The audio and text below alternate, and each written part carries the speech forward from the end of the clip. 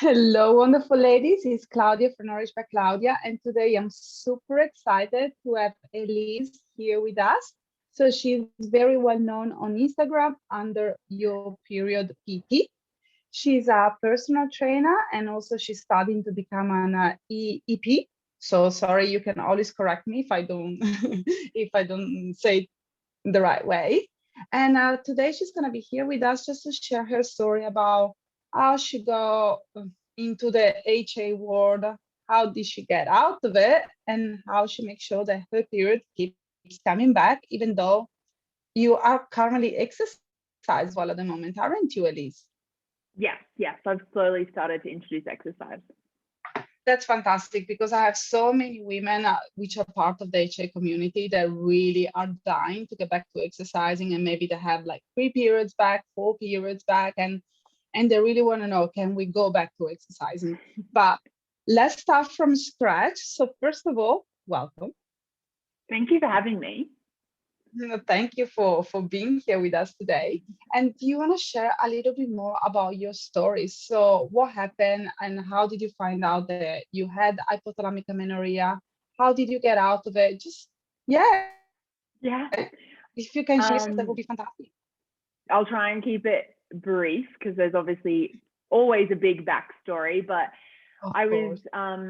was quite an unathletic child, but I did play a sport, netball here in Australia, which is quite big.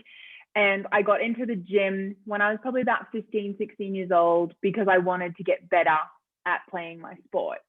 And it was all quite innocent. And then by the time I got to the age of 17, I had actually gotten onto like a 30-day shred, like a meal plan. And I then started to realize if I exercised and I watched what I ate, I could then start to change my body to look more like I would want it to look. So all started very innocently. However, like that 30-day shred, I was completely disciplined. I only strayed from it once, and that was when I graduated high school and my mum took me out for afternoon tea. And even then, I still remember having a little bit of a hang up around eating something that wasn't on my plan. And I think that's when it started to sort of go downhill. I then became a personal trainer straight after high school, and I started working on cruise ships. So I worked on cruise ships for about 6 years as a PT.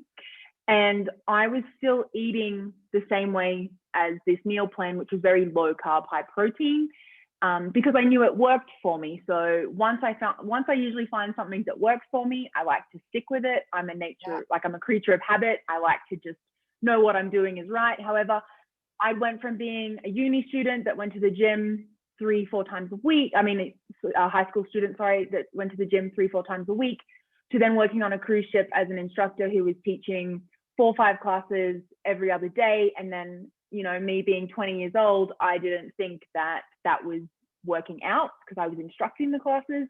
So then I would also go back to the gym at night and I would train for myself. And I was still eating this low carb, high protein. So my energy expenditure probably would have tripled. And I didn't account for that with my eating.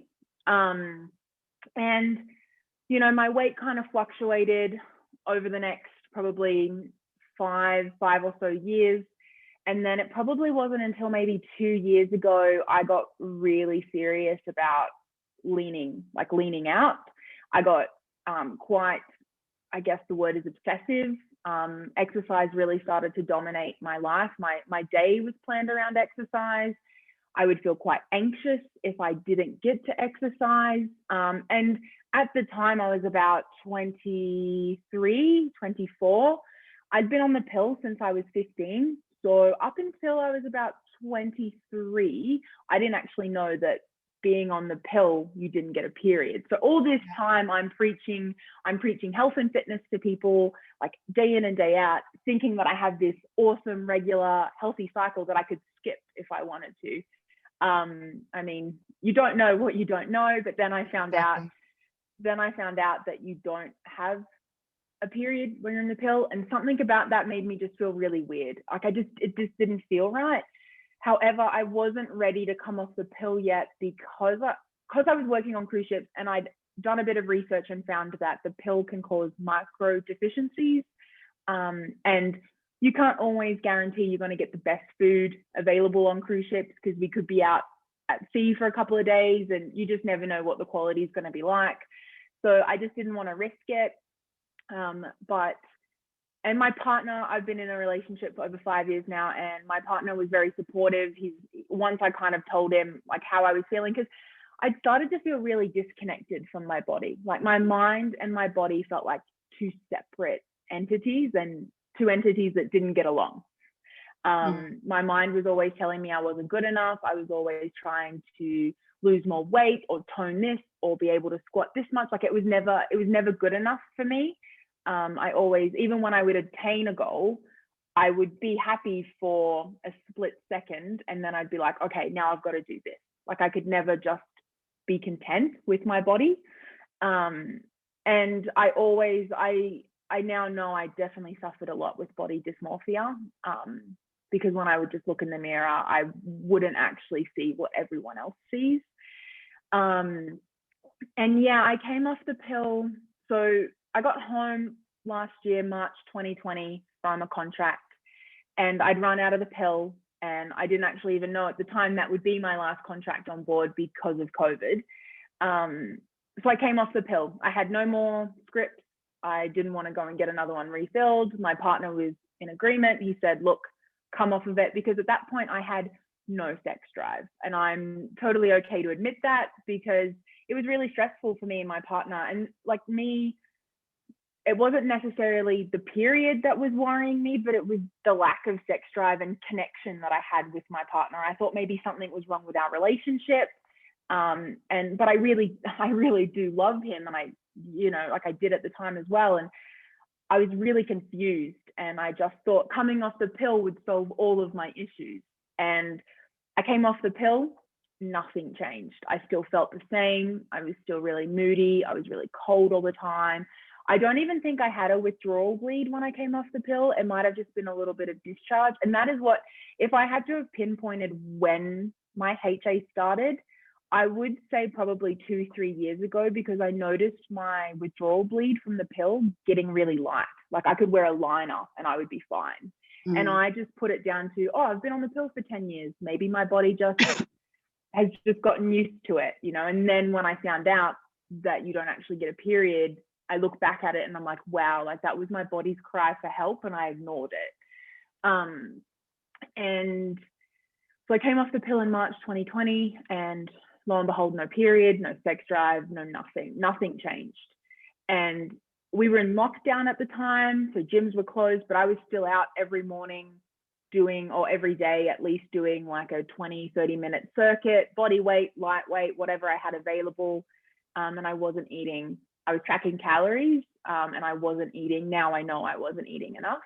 And then it wasn't until about June last year that my partner, I was researching more about like this lack of libido, and I'd stumbled across some Chinese traditional herbal teas, one for libido, and then I saw one for fertility, and I just thought, you know what, I'm going to reach out to one of the practitioners and just kind of explain what's going on. And that's the first time I'd actually told anyone other than my partner that I didn't have a period, didn't have a sex drive, wasn't sure what was going on. And this woman replied to me saying that, you're best off trying the fertility tea. It's not just for getting pregnant, because that was not my goal. My partner and I eventually want to have kids, but I'm studying right now. So hopefully after I finish and I graduate uni, then we'll talk about it a bit more seriously. Yeah. So my goal was never to get pregnant. My goal to get my period back was to purely get my period back and really start to feel and find out who I was, because for such a long time I just felt so disconnected from my body. And yeah, I looked at my partner and I said, what do you think I should do? And he was the first person that actually opened my eyes to the fact that not having a period was not normal. He said to me, you not having a period is a huge red flag. And from that moment, everything changed. I thought, you know what, that's right. This is what my body's meant to do. Why is it not doing it? Where's it gone? So long story short, I ordered the teas. My partner is Canadian, so he had to go back home. So he left in July last year, and 2 weeks after he left, I found out about HA. So I'd actually gone to my doctor to get my regular pap smear done, and she asked if I was still on the pill. I explained I'd come off of it. I didn't have a period. Didn't know whether I should tell you this. I was really grateful that my doctor said, look, it's common, but it's not normal. Let's figure out what's going on, because I know now from, you know, connecting with a lot of other women, they've had a lot of trouble getting their doctors to think that not having a period is serious. Yeah, that's a big problem. And it is. It's massive, and I think it's unfortunate, but at the end of the day, we do have to be our biggest advocates for our health. And if you think something's wrong, trust your gut. You know, I've learned now to trust my instincts. If I feel like something's wrong, or, you know, something's not right, then usually it's correct. So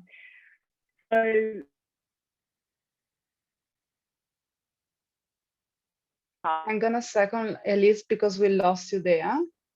Okay, 1 second. Can you hear me fine now? Yeah. Okay, sorry, you just froze for 20 seconds. Sorry. No, not at all. So please, you were saying about the doctor that sometimes it's really hard to get them on board, and it's quite unfortunate, but you are quite lucky. So what happened afterwards? So I got home from that doctor's appointment, and these herbal teas that I'd ordered had arrived, and my my lecturer from a subject I was taking at the time, I was taking a nutrition subject, and she put up a list of podcasts, and one was The Mindful Dietitian with Fiona Sutherland.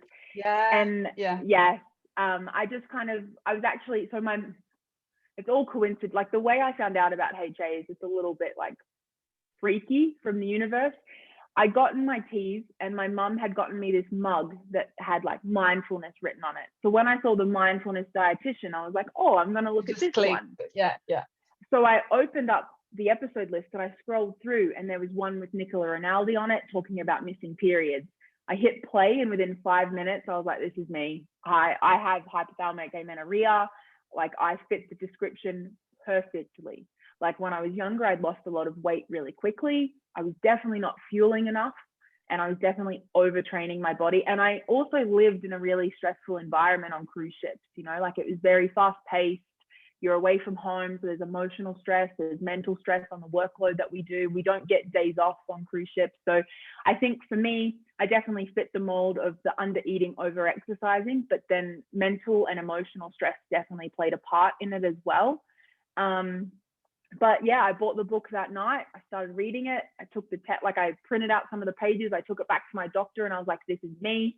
You know, we ruled out PCOS and the rare pituitary tumor and things like that.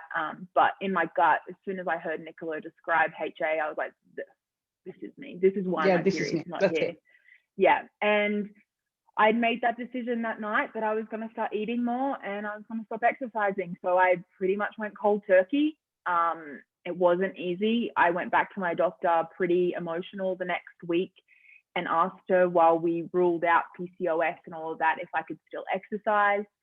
She said I could, as long as it was coming from a place of enjoyment, not wanting to change something about my body or wanting to do it because I would feel guilty afterwards. Like, it had to come from this place of pure enjoyment. And I decided that I would ask a friend to come with me to the gym, because I just couldn't trust myself if I went to the gym and was going to do a gentle workout. I just know I would have gotten in there and pushed myself. My friend ended up canceling on me because she had to work. And then it happened again. And by the third time that she had to cancel on me, like, I just said, like, do you want to go to the pub? And we went and had a bottle of Prosecco, and then we went and had gelato. And that's how I said goodbye to exercise, because I just had already ripped the Band-Aid off in a way. And I didn't want to put it back on and then have to rip it off again. But Elyse, can I stop you for a second? May I ask you, when your friend canceled on you the very first time, how did you feel? I think I felt probably a little bit frustrated, and then maybe a bit relieved as well, because I I wanted to go back to exercising. Like I wanted to go back to the gym, but then I also knew once I got in there, I would just feel guilty because it's not what my body needed. As much as my brain was telling me, you need to go, like you can't not exercise, I knew deep down my body just needed rest. And I think about, the past decade I spent in the gym consistently and the things that I put my body through and didn't respect her or nourish her or anything like that along the way. Like I guess I kind of just made myself realize that I'd put my body through a lot over the last 10 years. So I could take the next 6-12 months off even just to help her recover and heal. And I guess I started to realize that my relationship with exercise wasn't healthy and I needed to probably cut out my relationship with exercise in order to rebuild a new relationship with exercise that was from a healed, healthy place. And how did you stop yourself from going for like a run around the block the very first couple of weeks? Because I know that you wanted to go to the gym with your friend and your friend wasn't available, but I'm sure that being a PT, you kind of knew how to exercise on your own anyway. So it's very interesting for me to understand how you stopped yourself from going for that run or doing that 20 minutes exercise on the floor while watching TV or while doing other things, because that's where I find that lots of women they really struggle with. Yeah, okay. So it was July, so it's cold. I probably wasn't going to go for a run. I'm not a big runner as it is. I'm definitely more into the gym setting and bike, like spinning classes and things like that. That's more my thing.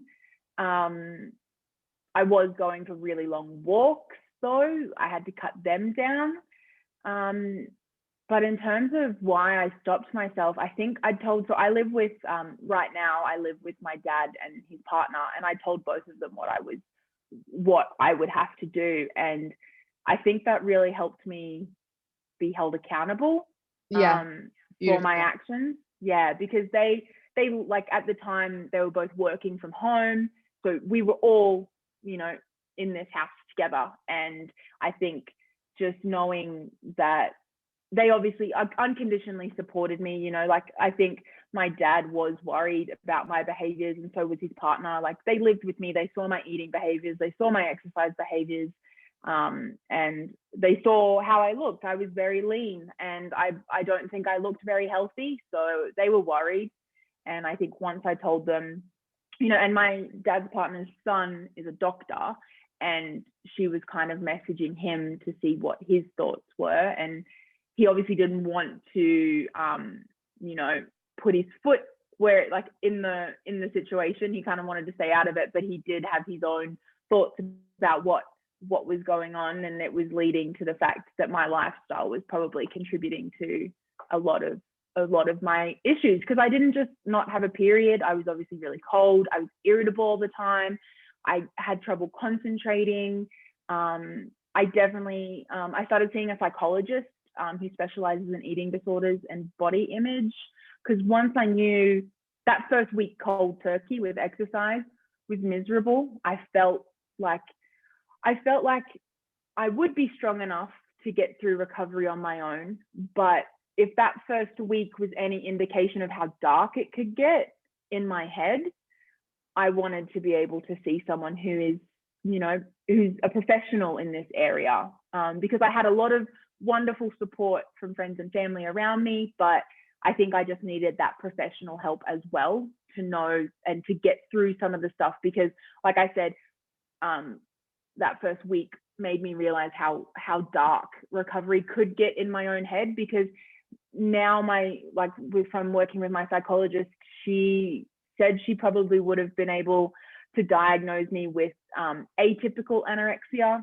because I never was a BMI low enough, which I think is a little bit silly that there's atypical anorexia, but that's a whole different conversation. So yeah, there was other things going on. My doctor my doctor believed I had body dysmorphia, and it was definitely true. So I had a lot of other mental conditions going on, not just hypothalamic amenorrhea, which they probably contributed to my hypothalamic amenorrhea. And it was just like this vicious cycle that I wanted to break, and I wanted to break it once and for all. I didn't want to get sucked back into it. So I found the support system that I needed, and that included professional help. And you also mentioned before that when you were going through HA, you had a very regimented and restrictive diet, low carb, low in calories, and so on and so forth. Plus, you were also tracking your caloric intake.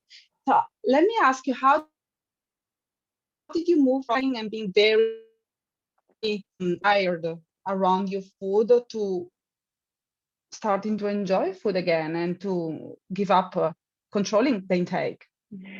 Yeah, so I still continued to track because I'd never eaten 2,500 calories in my life. I had no idea what that looked like, and it definitely scared me. Seeing the number on MyFitnessPal get higher and higher was extremely terrifying. But the same friend that I was going to go to the gym with, I obviously had told her what I was going through and what I'd have to do. So at the end of the day, I'd screenshot my FitnessPal of how many calories I ended up eating, and they slowly got up to the 2000s, and I'd screenshot and send it to her, and she'd be encouraging me to eat more because she knew that that's what I had to do. So I kind of treated increasing my calories like a challenge, to look at it from a more sort of a positive aspect instead of a negative one. So that's how I did that in the beginning. I eventually got to 2,500 calories, and I tracked that for a few weeks so that I knew what it looked like, and I was confident that I would be able to hit that without tracking. And then I just deleted my app. I thought about tracking a few times, but once I stopped, I realized how much time it took up of my life just to weigh things out. Isn't it? Oh my goodness. And I was studying, I just started my degree, and I had all of this mental space where I realized just how much I thought about food and how much I thought about exercise and how much I paid attention to how my body felt almost every minute. And once that I never knew I had all of this noise in my head until it started to stop. I remember on the cruise ship, feeling guilty and anxious about not being able to work out, and just kind of thinking that everyone felt like that. And it wasn't until, a couple months into recovery, when all of these noises started to quieten down, that I just thought, wow, I wasn't meant to be living like this. This isn't normal, to hear all of this noise in your head about your body and food and exercise, and it's tiring. Absolutely. I have a memory from 10 years ago. This colleague of mine, I was working in corporate back then, and it was 4:00 in the afternoon. She came up to me and she's like, would you like a cupcake with your afternoon tea?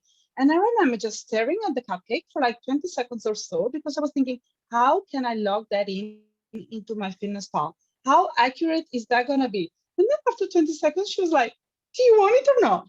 And I'm like, no, I'm not hungry. And something that she said, which was so powerful, but I didn't get it back then. She said, Claudia, you really don't need to be hungry to have a cupcake.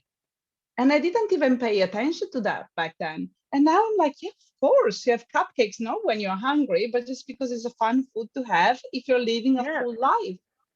Exactly. Well, thanks so much for sharing about all the things that have been going on. So I assume that you have also to gain a little bit of weight to get your period back. Is that correct? Yeah, I did. And how was it?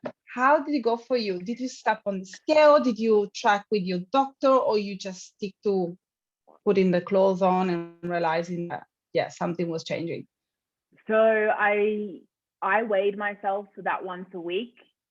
Once again, as a challenge. It did scare me a little bit to see the scales go up, but I knew I needed that. I then got my first period back, and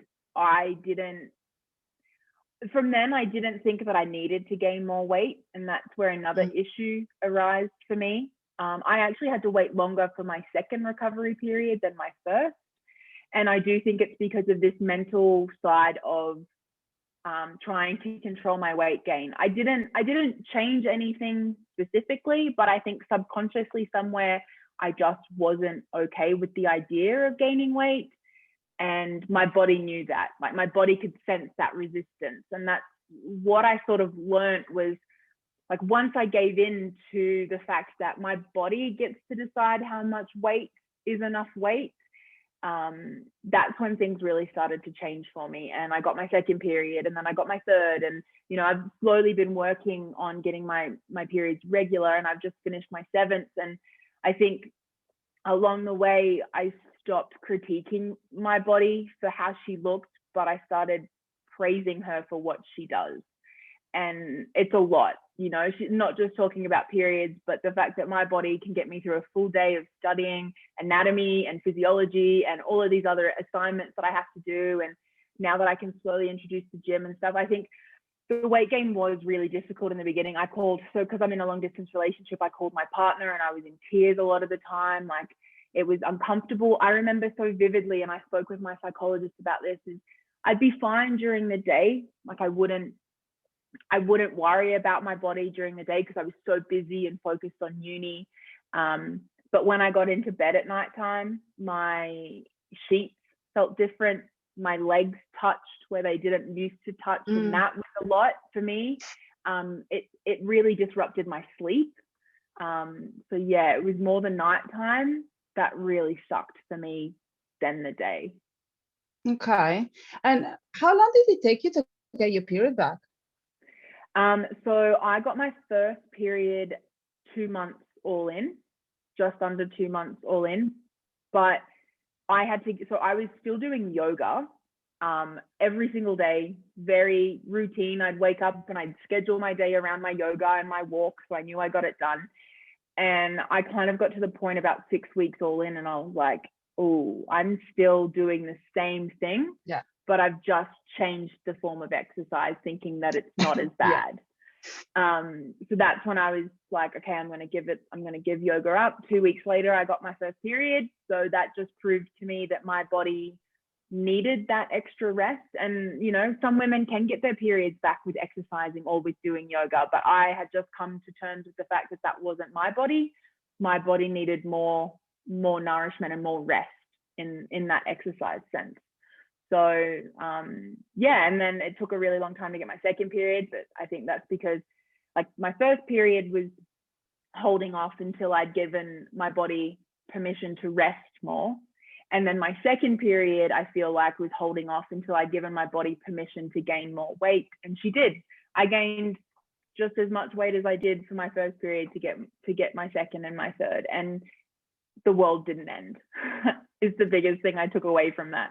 Is my world still kept spinning.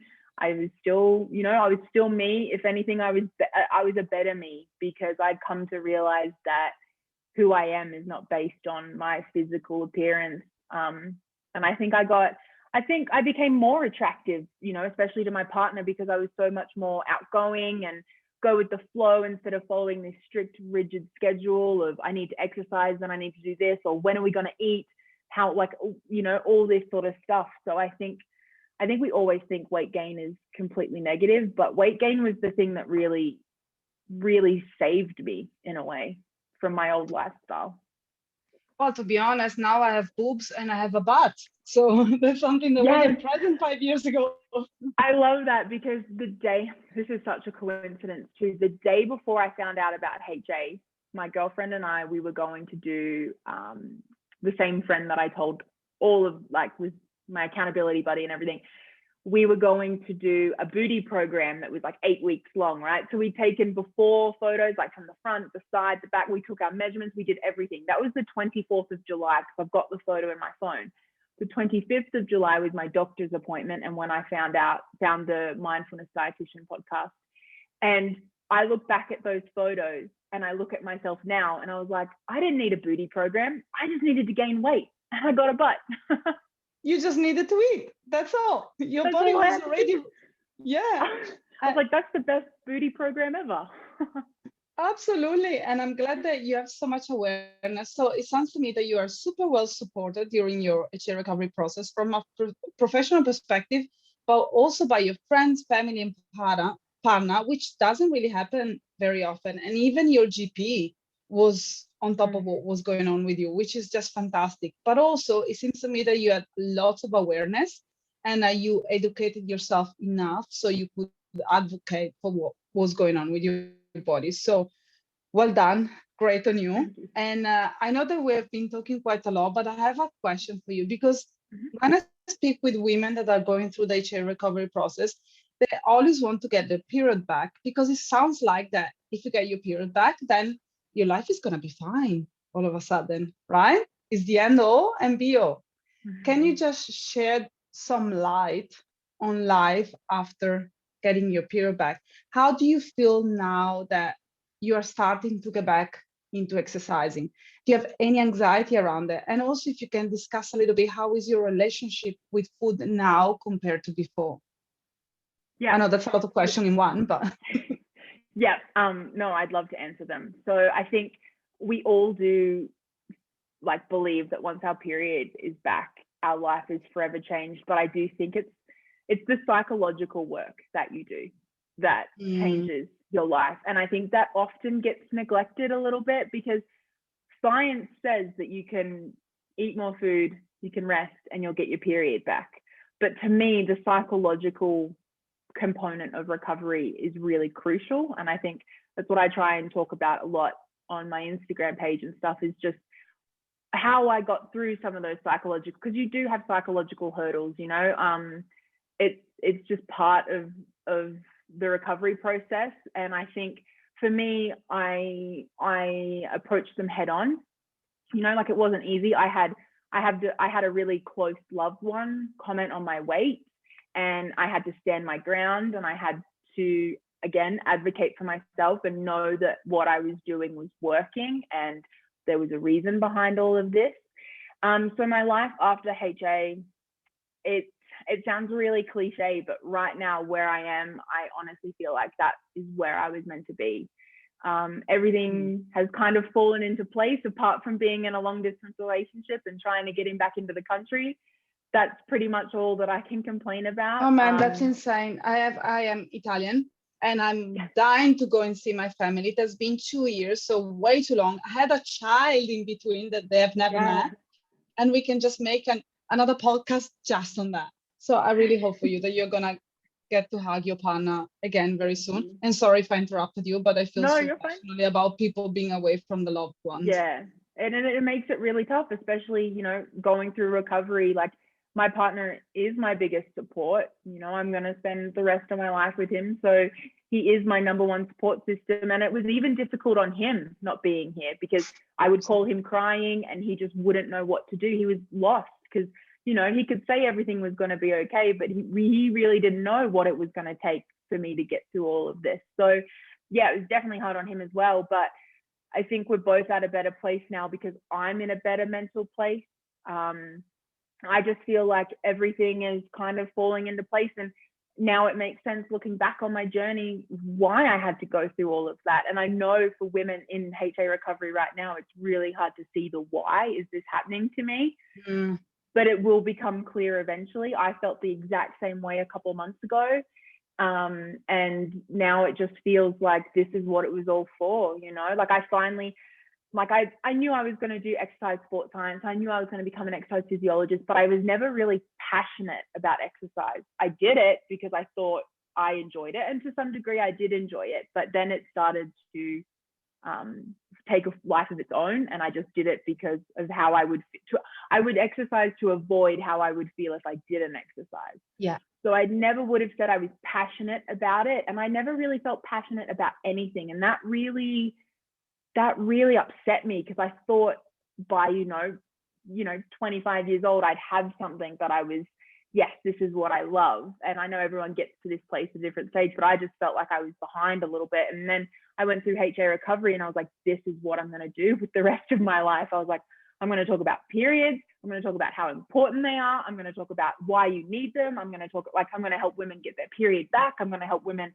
you know, after all, like, work with their cycles, not against them. Like, once I graduated and stuff, like, I just got such a clear vision of what I want my life to be like and who I want to become. And up until HA recovery, I was pretty lost, like just mentally, physically, and emotionally. I was disconnected from a lot of things, including my partner. I didn't really have that much enjoyment in life. I just thought, you know, my partner looked at me one day and said, you need to get a hobby.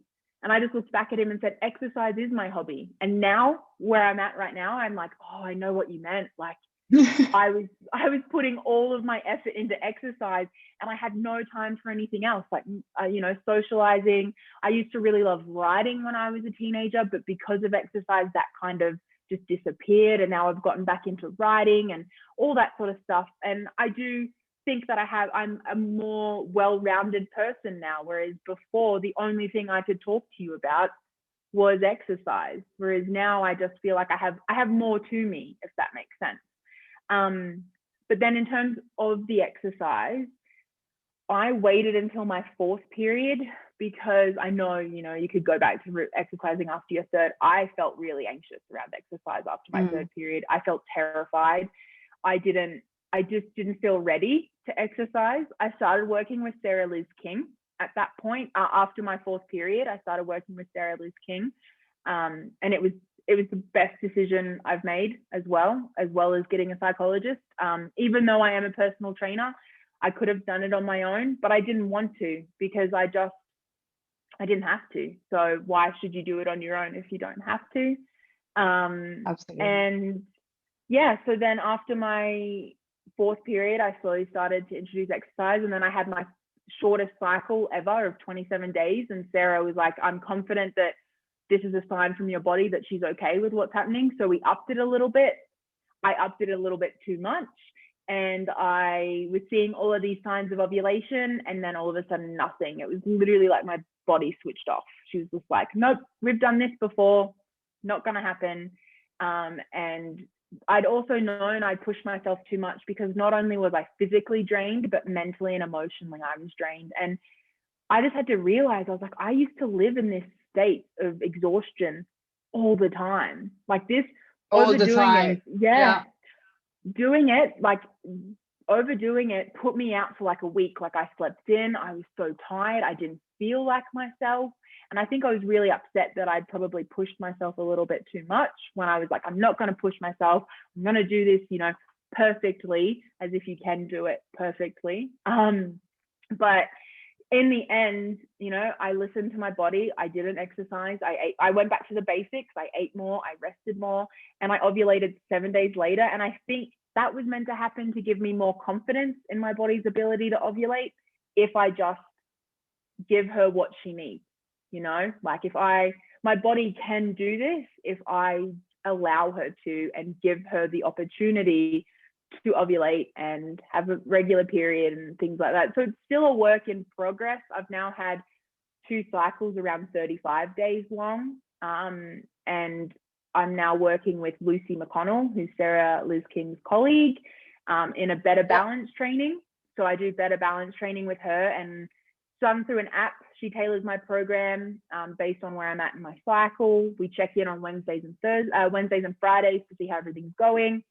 And at the moment, I feel really confident. I'm really enjoying exercising again. I'm enjoying going in there and not feeling like I have to walk out extremely sore or exhausted. I love going in there and pushing my body a little bit, but not too much, that when I walk out, I feel energized, I feel good, you know, because now I know the difference between over exercising and exercising just enough.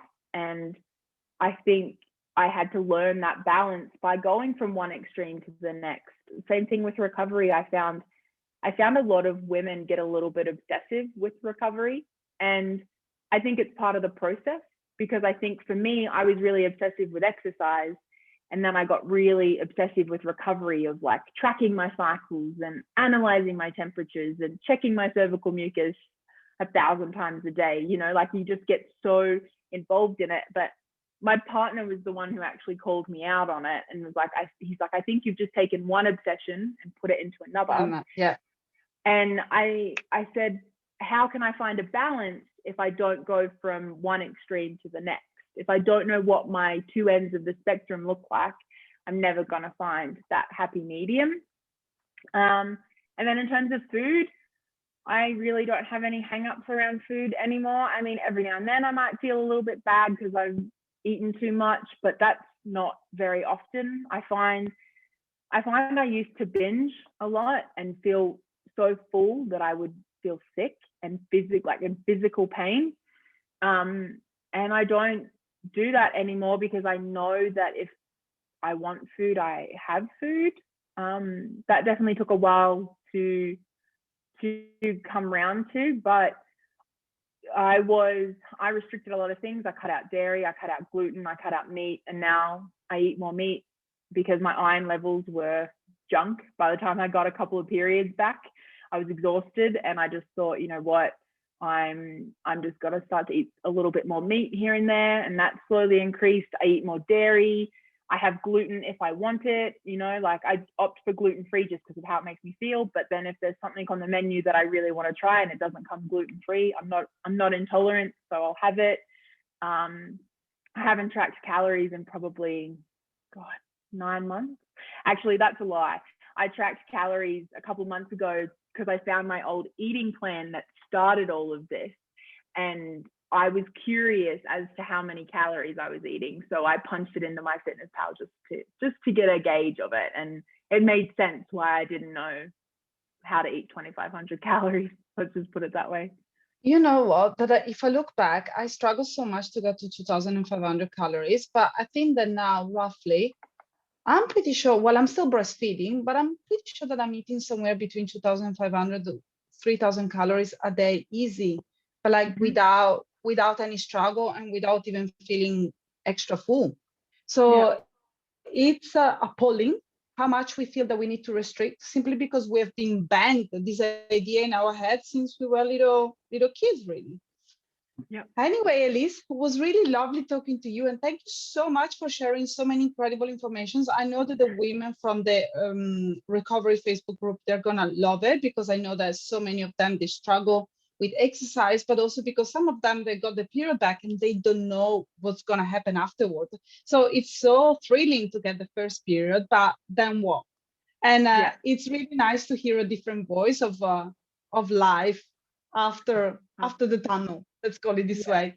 So people can find you on Instagram, your period PT. And is there anywhere else where they can find you? Do you have like a Facebook page or anything? No, that I just have my personal Facebook page. I am part of the HA Society. That was a big thing. But your recovery group is probably extremely similar and offers the same support. So that's just the number one thing, is finding the support that fits you and using that support. 100%. Ladies, just listen to what Elyse is saying. Don't do it alone. Yeah, all right, lovely. It was no, you don't. You just don't. Thank you so much for being with us today, and it was a pleasure, and we'll talk soon. Thank you. Bye. Bye.